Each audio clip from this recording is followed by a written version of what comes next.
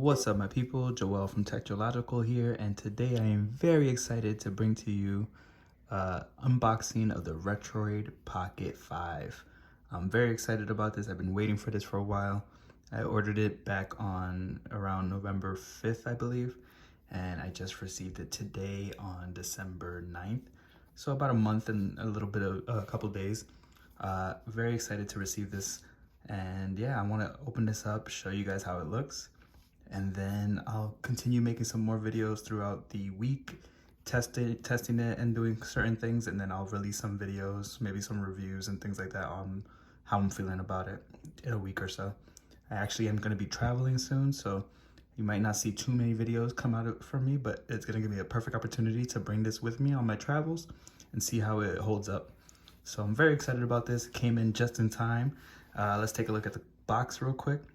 Very nice design. I love the little icons on the box. You see the Retroid Pocket logo, and if you could see that, all the little different icons. You have different little devices here, little Mario question mark, little things like that. You see the PlayStation, X square, circle, triangle, sacred symbols there. The little tomato from Kirby, shell from Mario right here. All different types of little icons. Looks like the sword from Final Fantasy VII. Really cool. And it's all around the box. Nice design. RP5 logo there. And here you can see the choices of the different colors. This comes in black, white, 16-bit gray, and then the GameCube color. I actually ended up getting the black one. Originally I had ordered the 16-bit, but then I switched over to the black one just because I saw how the black one looks in a couple of reviews, and I figured that's the one I want. So without further ado, let's get this open. I have my trusty slice box cutter here. Slice open this little sticker right here. And let's see, moment of truth, guys. All right, got the nice little foam here. I like the way the box opens up. Very nice, has that magnetic seal. Cool, cool, cool, very premium. Let's get this styrofoam block out the way. And here we have the device. Wow. Very nice so far, Let's see, wow. This feels premium. What else we have in here? We have the little booklet. And user manual there, and a charging cable. Let's move this stuff to the side, and let's go to the star of the show here.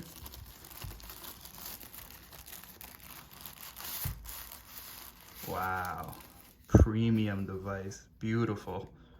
This looks a lot like the PS Vita. If a PS Vita was made in 2024, basically. Look at that all glass screen. Very nice. You see the reflections there. Beautiful device. Here we have our D-pad. Not too clicky, not bad. Our joysticks. Kind of small, but not bad. Let's see how the grip feels. It's definitely smaller than I expected, but I don't mind it. This feels like a almost pocketable device. Buttons aren't too clicky, which is good. We got our triggers here, L1, L2, R1, R2. Looks like we have the power button and the volume switcher. On the sides, you can see the grip, built-in grip, really nice. You can see there's some texture here. The nice Retroid Pocket logo in the back, the fan vents. Very nice device. On the bottom here, we have the SD card slot, headphone jack, USB-C port. Smooth device, man. I gotta say, this is a beautiful, premium looking device.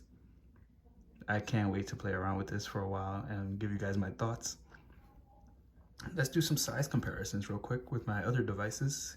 See how this stacks up. I think the device that this is gonna get compared to the most probably will be the PS Vita, so let's start with that. And as you can see, this is very similar. The look is very similar to the original PS Vita. This is the PS Vita 1000, the OLED version. All glass front, just like the RP5. Very similar in the way that it looks. The circles around the face buttons and the analog sticks all in the similar position. Very nice. This is basically, to me, it looks like the successor of the PS Vita. It's a little bit bigger, longer, I would say, in width. Let's see the size comparison in thickness. Yeah, the RP5 is a little thicker just because of the grips on the side, but if you compare the actual body, it's around the same size. Really cool. This looks basically like the big brother of the PS Vita. I love it. It looks great. It doesn't have the PS Vita doesn't have 2 triggers as well, so that makes it a little thicker on the RP5. But if you're comparing the middle section, the body, I would say the PS Vita is actually almost thicker. So interesting there. I'm sure this is going to be compared to a lot, so if you guys have been thinking about getting an updated version of that PS Vita, I would say this is as close as you're going to get, for sure. Next up, let's see the little brother of the PS Vita right there, the PSP. This is the original PSP, and as you can see, it is definitely smaller in width, and the thickness goes to the RP5. It's very thin compared to this fat PSP right here. You can see a little bit right here, the difference. It's a little thicker. But yeah, the screen size is about the size of the PS Vita, a little bit less, but you can see that. Really cool. This is like the bigger brother of the PSP and the PS Vita right here. This is what Sony wanted to create. I'm sure they had a Vita too. All right, continuing with the horizontal style handhelds. Here is the Game Boy Advance, the original Game Boy Advance in indigo. And as you can see, it's about the size of the screen in comparison. The Game Boy Advance is definitely thicker. Isn't it crazy how far we've gotten? That the technology of this fits, like everything that is playable on this is now playable on this device, plus GameCube, PS2, all these other types of systems. It's pretty crazy how far we've gotten as a society. As someone who's been playing handheld games basically their whole lives, I can't believe we've gotten here, and I'm very happy about it. All right, continuing along with those handheld devices, here is a Nintendo 3DS XL, the new Nintendo 3DS XL. And as you can see, this thing is just chunky compared to this. It's very big. Still pretty thin though, the Nintendo 3DS. I would say it's actually thinner when you add in those grips. But the size fits in a pocket. I wouldn't say the DS does, but I definitely would say the Retroid, if you have like cargo pants or something, you could definitely slip it in there. See that thickness here in comparison when you compare with the grips? It's about the same size, right around. Not bad. And let's open this up so you can see the difference in the screen. And yeah, that RP5 screen is a beauty. Let's see what else we can compare this bad boy to. Here we have the RG35xxh from Anbernic. Here is the comparison right here in size. You can see this is a smaller device. This only goes up to around N64, Dreamcast, PS1. When it comes to emulation, this goes all the way to PS2, GameCube. So definitely a bigger, better premium device. I still like this device as well though. This is a great device if you want a budget handheld. I might make some more videos on this device. I really like it. I like the form factor. It's really nice.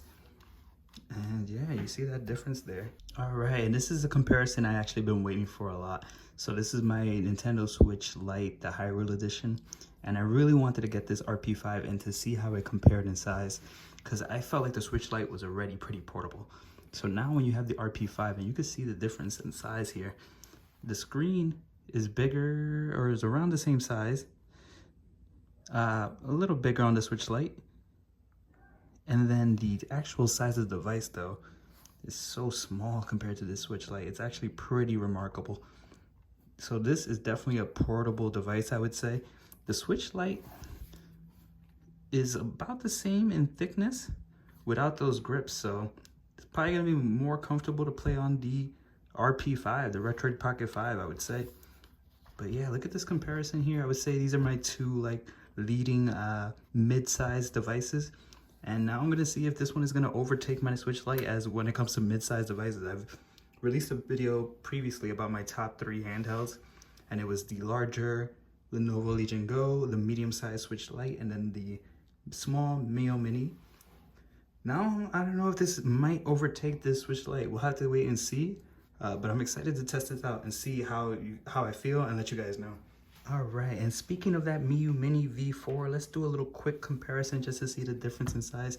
Here is that beautiful tiny Miyoo Mini V4, and as you can see, this is still the most pocketable device I probably own, and it is about the size of 1.5, maybe 2 Miyoo Minis across the board when you put it horizontally. It's still pretty close in size, even when it's vertically a little bigger. The thickness is around the same.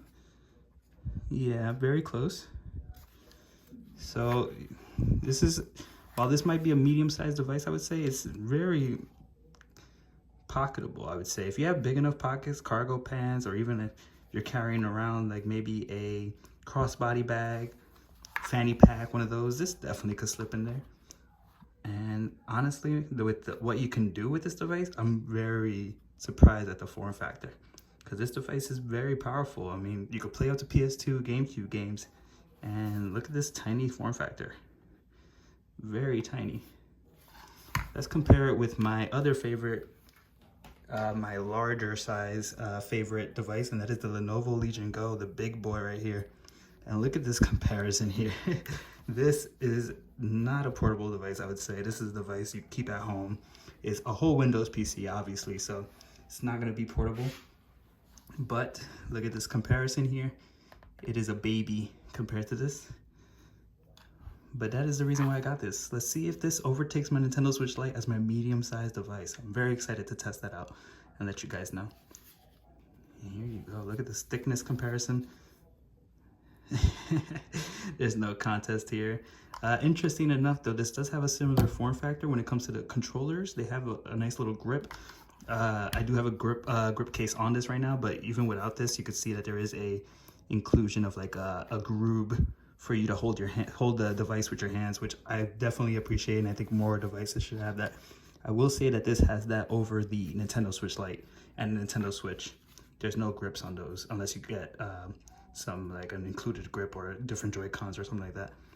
But yeah, the fact that it has this little curvature, while it's not the biggest for someone with bigger hands like me, it definitely will provide some sort of comfort as well as some grip so you won't feel like you're gonna drop the device or anything like that, which is important when an all glass screen. All glass, as you can see.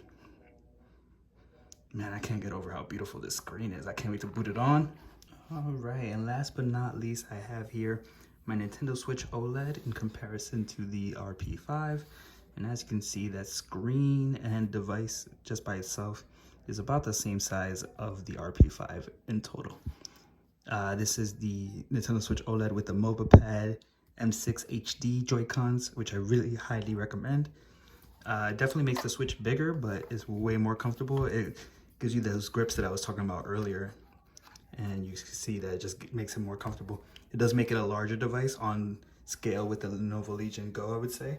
So it doesn't make it as portable, but if you want to be playing more comfortable in your house, I would definitely suggest these Joy-Cons. But yeah, as you can see, the comparison is just remarkable for what you could do with this device. This device can even, keep it on the low, play some Switch games. So I will be interested to see how those play on this device as well. It can emulate some Switch games, but don't tell Nintendo's lawyers, please. So there you have it, folks. That is the unboxing of the Retroid Pocket 5 and a quick comparison to some other devices so you can see the size of this device and scale it a little bit. Please stay tuned to the channel. I'm gonna be playing with this device for the next week or so, and then I will give some more insights, some more reviews, show some gameplay on it. This is gonna be my go-to device probably for the remainder of the year, so I will definitely be testing this out. So please let me know if you want me to test anything in particular in the comments below. Remember to like, subscribe, comment, all that good stuff. Thank you guys for watching. Peace.